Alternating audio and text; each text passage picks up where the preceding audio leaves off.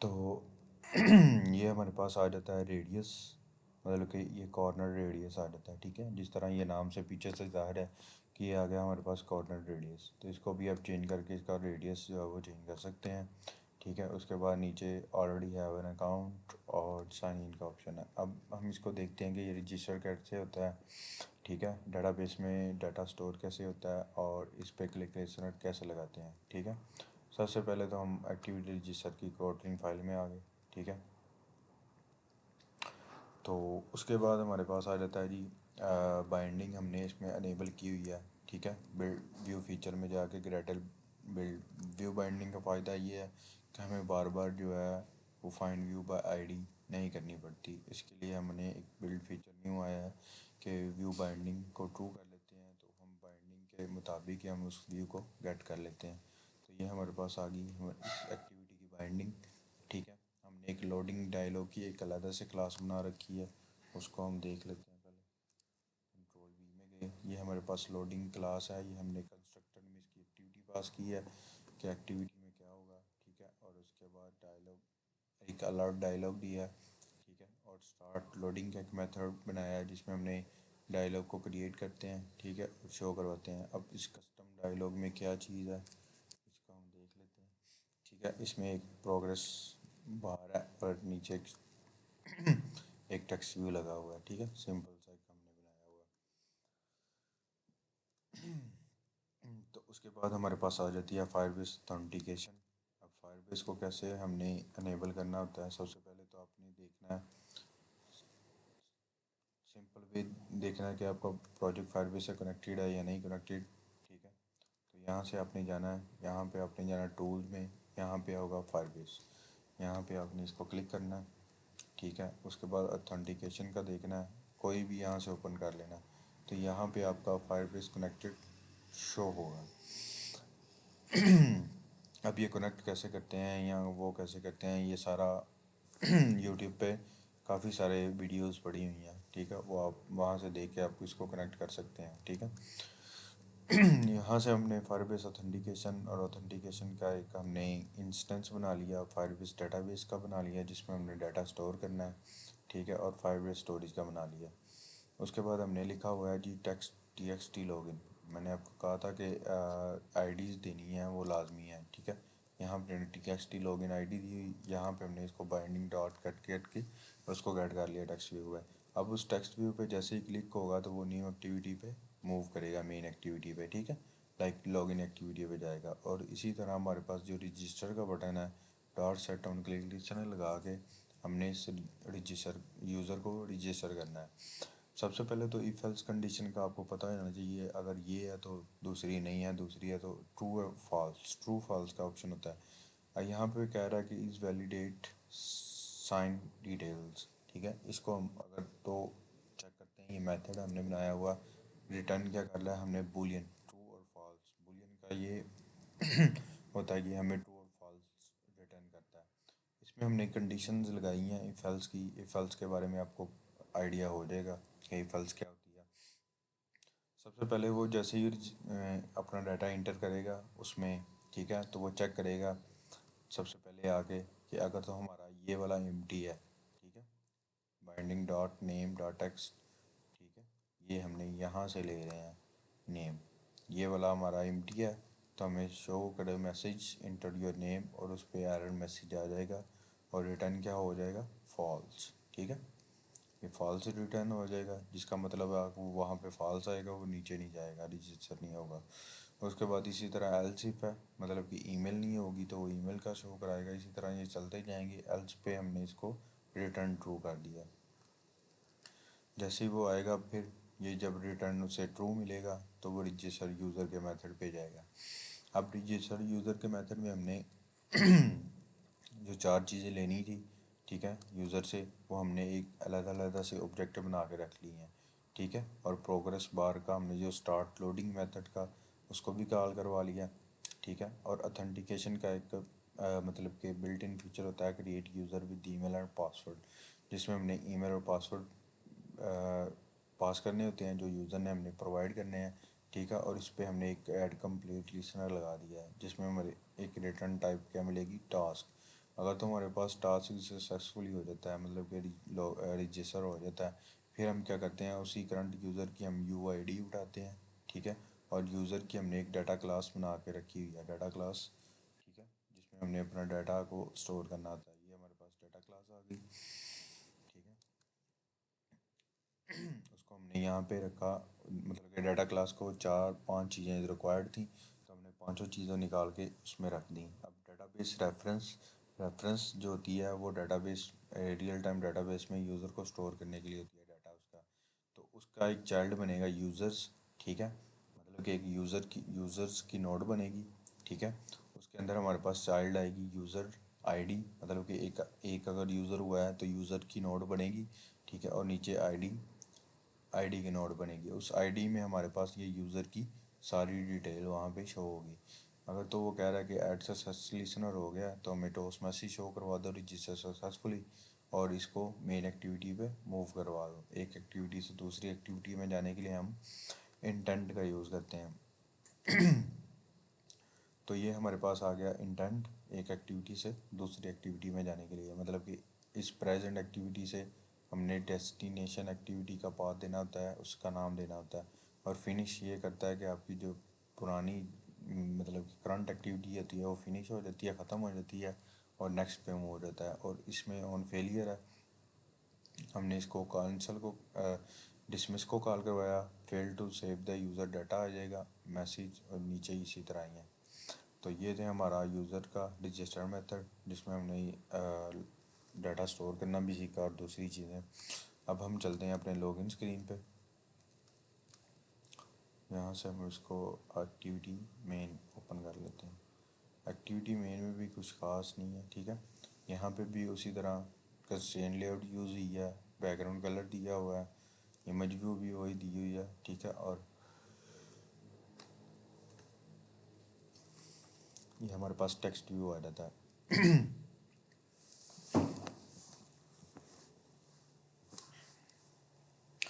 Text view में हमने welcome back का टेक्स्ट ऐड किया हुआ है, ठीक है। ये हमारे पास टेक्स्ट होता है, टेक्स्ट का कलर चेंज करना और दूसरी चीज़ें। उसी के बाद हमारे पास आ जाती हैं एडिट टेक्स्ट, जिससे हमने यूज़र से डाटा लेना होता है। और लॉगिन का बटन वही है कि आपने इसको कलर को चेंज करना है या बट टेक्स्ट को चेंज करना है, यहाँ से टेक्स्ट चेंज होगा, ठीक है। ये जो हमारे पास शो हो रहा है, यहाँ से हमारे पास जो है टेक्स्ट शो होगा, ये वाला जो है, ठीक है। और मतलब कि यहाँ से हमारा टेक्स्ट वो होगा। उसके बाद हमारे पास आ जाता है जी,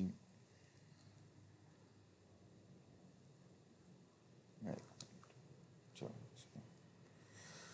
इसकी हमने अब कोडिंग को देखना है कि हमने लॉगिन कैसे किया हुआ है, कंट्रोल भी करेंगे। उसी तरह हमने एक बाइंडिंग को अनेबल किया उसके गेट को करने के लिए, और यहाँ पे हमने एक ही चीज़ चाहिए, ऑथेंटिकेशन, ठीक है। उसको हम क्रिएट करते हैं, ठीक है। वो रजिस्टर पे क्लिक करेगा तो वो एक एक्टिविटी से, मतलब कि रजिस्टर एक्टिविटी पे चला जाएगा और इसको ख़त्म कर देगा। इसी तरह हमारे पास आ जाता है लॉगिन बटन। जैसे ही वो लॉगिन बटन पे क्लिक करेगा तो हम हमारा जो लोडिंग बार है वो स्टार्ट होगा, ठीक है। और जो हमने लिया होगा वो ये लॉगिन मेथड चेक करेगा। हमारे पास ऑथेंटिकेशन में sign in with email and password authentication में आ जाता है, तो हम इसको ईमेल और पासवर्ड देंगे, वो ऑटोमेटिकली अपना उस स्टोरेज पे जाके फायरबेस के क्लाउड पे जाके उसको चेक करेगा, मैच करेगा।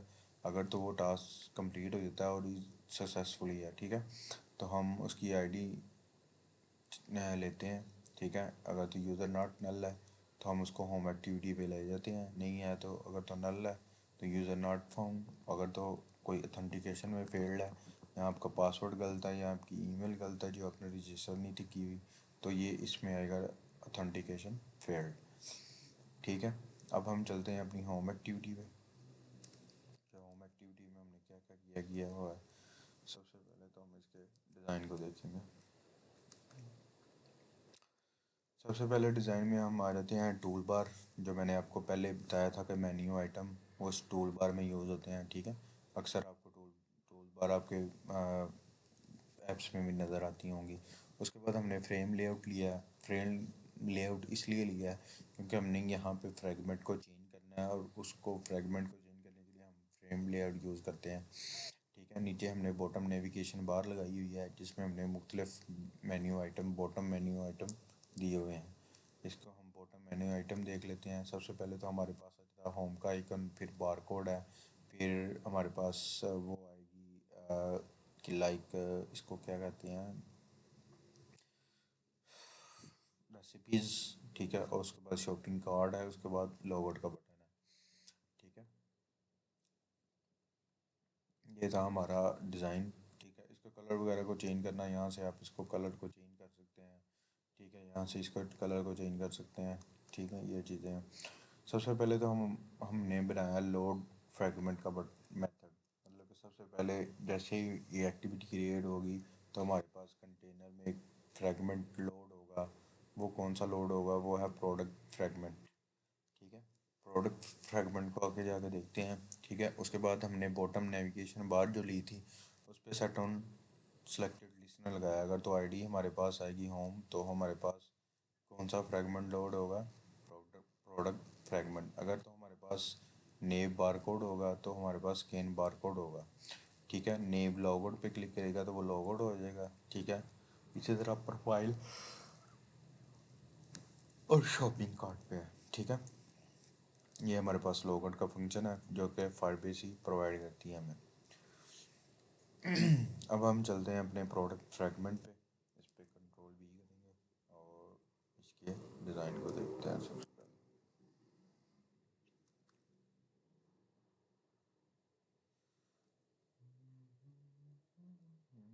अच्छा, ये सारी चीज़ें हम इसको बंद कर देते हैं। अच्छा, तो ये हमारे पास आ गया प्रोडक्ट फ्रेगमेंट। फ्रेगमेंट के हमें चेक कर सकते हैं कि बैकग्राउंड कलर हमने इसको डिफरेंट दिया हुआ है, ठीक है। और टूल्स भी इसके डिफरेंट है। उसके बाद हमारे पास रिसाइकलर व्यू किस लिए यूज़ होता है। रिसाइकलर व्यू हमें multiple list, item of list show करवाने के लिए हमें इसको यूज़ करते हैं, ठीक है। जिस तरह आपकी व्हाट्सएप की चैट वगैरह शो होती हैं या ई कॉमर्स के ऐप पे आपको लाइक प्रोडक्ट्स की वैरायटी शो होती है, उसके लिए हम यूज़ करते हैं इसको, रिसाइकलर व्यू को। उसके बाद हमारे पास आता है फ्लोटिंग एक्शन एक्सपैंड बटन, ठीक है। ये भी एक बटन की तरह ही है, बस ये फ्लोटिंग बटन है, मतलब कि ये छोटा रहता है, ठीक है। जिस तरह आपके व्हाट्सएप के अंदर मैसेज का बटन आता है ना, कि इसको कट के आप नेक्स्ट आप कर सकते हैं, ठीक है। उसके बाद हमारे पास आ जाता है इमेज, ठीक है। हमने ये एम्प्टी स्टेट इमेज लगाई हुई है। पहले तो हम इसको ऐड के बटन को समझ लेते हैं कि प्रोडक्ट ऐड कैसे करना है, फिर आपको व्यू के बारे में बता देंगे, ठीक है। प्रोडक्ट एफ पी पे क्लिक करेंगे तो हम कहाँ पे जाएंगे, add product bottom sheet fragment, इस पे क्लिक करेंगे, ठीक है। और इसके हम कोड को देखते हैं, यहाँ पे हम आएंगे और इसके डिज़ाइन को देखा कि इसके डिज़ाइन में क्या क्या। अच्छा,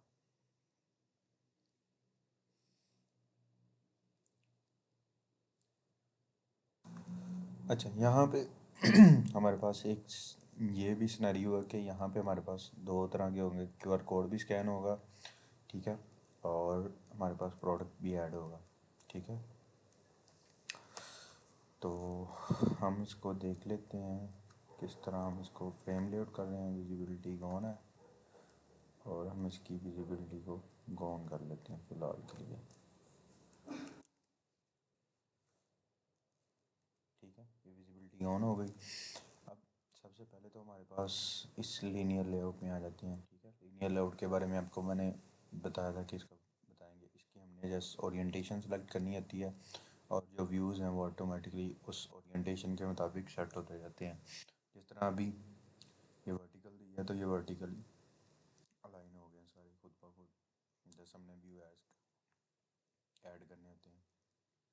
इमेज व्यू दिया उसी तरह इस पर क्लिक होगा तो वो गैलरी ओपन करेगा और इमेज सेलेक्ट करेगा, ठीक है। उसके बाद हमारे पास है जी स्कैन बारकोड का ऑप्शन। इस पर क्लिक करेगा तो वो बारकोड वाली जो स्क्रीन पहले आ रही थी वो आपको शो होगी स्कैन के लिए, बारकोड के लिए। उसी तरह नीचे सारे वो टेक्स्ट व्यू फील्ड हैं और दूसरी चीज़ें हैं, ठीक है। और नीचे हमारे पास जो फ्रेम लेआउट है, कोड स्कैनर व्यू, ठीक है। ये हमने एक लाइब्रेरी यूज़ की है जिसकी बेस पे हम इसके कोड को स्कैन करेंगे, ठीक है। अब हम इसके बैकएंड पे चलते हैं। पीछे सबसे पहले तो हमारे पास बाइंडिंग एनेबल करेंगे और क्यूआर कोड स्कैनर को हम इनिशियलाइज करेंगे। ठीक है, हमारे पास जो इमेज URI है वो है और फायरबेस डेटाबेस है। फायरबेस डेटाबेस का रेफरेंस दिया प्रोडक्ट्स और स्टोरेज में हमने ये किया। उसके बाद हमारे पास आ जाता है प्रोग्रेस बार और current user ID. Product QR code का एक हमने रखा, क्यूआर कोड जो स्कैन करेंगे हम उसको देखेंगे और करंट प्रोडक्ट देखा है। इमेज पिकर लॉन्चर है हमारे पास। ठीक है, जैसे ही हम प्रोडक्ट इमेज पे क्लिक करेंगे तो हमारे पास ये लॉन्चर स्टार्ट होगा और ये हमारे पास एक इमेज मतलब कि उसमें लोड कर देगा। ठीक है, ये उसका कोड है। उसके बाद हमारे पास ऑन क्रिएट व्यू के अंदर हमारे पास कोड स्कैनर को हम इनिशियलाइज़ करेंगे। ठीक है, और हम उसको पार्सलाइज करेंगे प्रोडक्ट को। ठीक है, अगर तो QR code is not empty is equal to true है तो स्कैन बार कोड हाइड हो जाएगा और सेव बटन के क्लिक पे करेंगे वैलिड है और करंट प्रोडक्ट जो है हमारे पास अपडेट करेगा। अगर तो नहीं है तो ठीक है, नहीं है तो हमारे पास जो अपलोड हो जाएगा। इमेज पे क्लिक करेंगे तो वही इमेज पिकर लॉन्चर जो हमारे पास ऊपर है वो लॉन्च होगा और इमेज गैलरी से पिक करेंगे और वहाँ से आ जाएगी।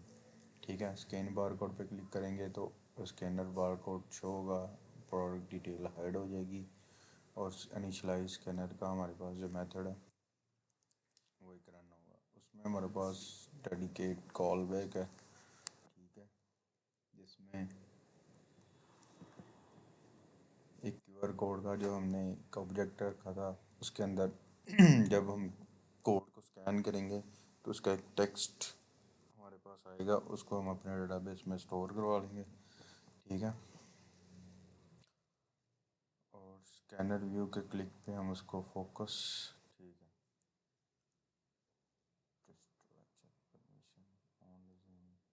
Valid data. उसी तरह हमारे पास एक बुलियन टाइप फंक्शन है, तो अगर तो हमारे पास ये सारी चीज़ें फिलअप होंगी तो ये हमें ट्रू रिटर्न करेगा, जिसके बाद हम अपनी प्रोडक्ट को सेव कर सकेंगे। प्रोडक्ट सेव करने में हमारे पास जो इमेज का रेफरेंस है वो लास्ट पाथ सेगमेंट है और प्रोडक्ट की आईडी जो हमने डेटाबेस में सेव किया था उसको हम स्टोर कर रहे हैं इसमें। इसी तरह प्रोडक्ट का एक हमने मॉडल क्लास बनाई। ठीक है, जिसमें हमने सारी अपनी प्रोडक्ट की चीज़ें मेंशन की। ठीक है, उसमें हम जाएंगे और उसके बाद हमने डेटाबेस रेफरेंस में हमने चाइल्ड दे दिया प्रोडक्ट आईडी, मतलब कि प्रोडक्ट का नाम शो होगा और उसका आईडी की बेस पे हमने इसको सेव करवा देना है। ठीक है, अब दूसरी तरफ हमारे पास आ जाती है जी प्रोडक्ट शो करवाना। अब प्रोडक्ट शो करवाने के लिए हमारे पास रिसाइकलर व्यू है। रिसाइकलर व्यू में हम दो तीन चीज़ें यूज़ होती हैं, एक तो अडाप्टर यूज़ होता है और दूसरी मॉडल क्लास यूज़ होती है। मॉडल क्लास तो हमारे पास पहले से बनी पड़ी है, तो हम प्रोडक्ट अडाप्टर पे जाएंगे। अडाप्टर में हमने तीन चीज़ें पास की हुई हैं। ठीक है, कॉन्टेक्स्ट प्रोडक्ट लिस्ट आएगी फायरबेस डेटाबेस से और इसको हमने एक्सटेंड किया हुआ है, इनहेरिट किया हुआ है रिसाइकलर व्यू अडाप्टर से। सबसे पहले तो एक इंटरफेस बनाया ऑन आइटम क्लिक पे। जैसे भी इस पर क्लिक करेगा तो हमने उस पर जाना है। हमने एक प्रोडक्ट आइटम की एक वो बना कर रखी है डिज़ाइन कि हमारी प्रोडक्ट किस तरह शो होंगी। ऊपर इमेज शो होगी, नीचे उसका नाम, यहाँ पे उसकी प्राइस और यहाँ पे उसकी क्वांटिटी। अब उस पर क्लिक करने के बाद हमारे pass on bind view holder है जो हमने डाटा को यूआई के साथ बाइंड करता है। ठीक है, हमारे पास ये सारा डाटा आएगा। Gate item count product list में जितना भी इसका साइज़ होगा वो इस आइटम काउंट में आ जाएगा और बाइंड में हम इस पर आइटम क्लिक लिस्टनर लगा देंगे। ठीक है, ये हमारा प्रोडक्ट आइटम वो हो गया। उसके बाद हम चलते हैं अपने इसके प्रोडक्ट फ्रैगमेंट पे। प्रोडक्ट फ्रैगमेंट में जाने के बाद हमने सेक्टर व्यू ये हमने लोड का फंक्शन बनाया जिसमें हम प्रोडक्ट बार को स्टार्ट कर रहे हैं और डेटाबेस रेफरेंस में हमने यूआईडी की बेस पे हम इसको लोड करवा रहे हैं। ठीक है, product snapshot dot get value, अगर तो प्रोडक्ट एम्प्टी हैं तो हमने एम्प्टी स्टेट शो करेगा, अगर तो नहीं है तो वो इसमें ऐड करेगा। ठीक है, प्रोडक्ट डॉट अडाप्टर चलेगा। उसके बाद जब उस पर क्लिक करेंगे तो on item add product dot apply parcelable हो के उसमें कहाँ पे जाएगी, बिंग ट्रांजिशन फ्रैगमेंट कौन सा ऐड प्रोडक्ट पे जाएगी और उसमें प्रोडक्ट डिटेल फ्रैगमेंट पे जाएगी। अब प्रोडक्ट डिटेल फ्रैगमेंट को हम चेक कर लेते हैं। इसका हमने डिज़ाइन क्रिएट किया हुआ है, ऊपर टेक्स्ट व्यू, नीचे ये और नीचे ये, ठीक है। और ये हमारे पास अपडेट प्रोडक्ट है। यहाँ पे हमने कार्ड व्यू यूज़ किया हुआ है और नीचे हमने हमारे पास वो बटन इसी तरह हमारे पास यूज़ हो रहा है।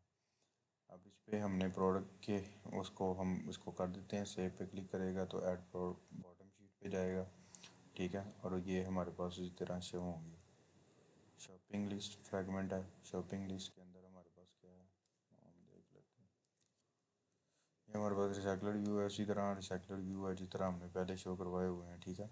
और ये दो चार चीज़ें हैं कि उसके बाद क्या नाम है, फेवरेट सब्जेक्ट के बारे में क्वेश्चन पूछा जा सकता है। उसके बाद जो प्रेजेंटेशन है उसमें क्वेश्चन पूछे जा सकते हैं कि यूज़ केस डायग्राम के बारे में। उसके बाद ईआरडी डायग्राम, डेटाबेस डायग्राम, ठीक है। जो डायग्राम आपकी प्रेजेंटेशन के अंदर है उनके बारे में आपसे क्वेश्चन पूछे जा सकते हैं कि वो क्या चीज़ है।